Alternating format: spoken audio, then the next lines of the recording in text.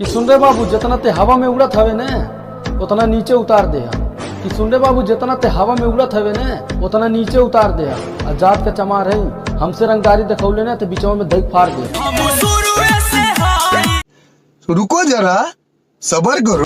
भकर भकर बोलत ले चल ठीक कोनो बात नहीं क्या रे बेटा। भकर भकर बोलत ले चल ठीक कोनो बात नहीं के निशाद के सामने रे बेटा तोर कोनो औकात नहीं कोई हम निशाद टांग ले हबराई फल को समझ ले।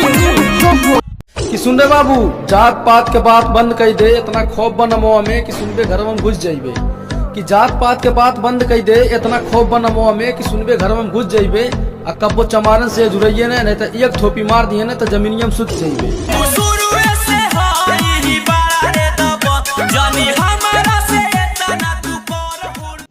रुको जरा सबर करो। अरे बेटा वो समय के इंतजार करो तुम्हारे लाजबो। अरे बेटा वो समय के इंतजार करो तुम्हारे लाजबो। निशाद समझ ले बेटा सब कुल रंगदारी भुला जीवो। निशाद जी के जेलल बड़ा दास न होई हमनी लेखा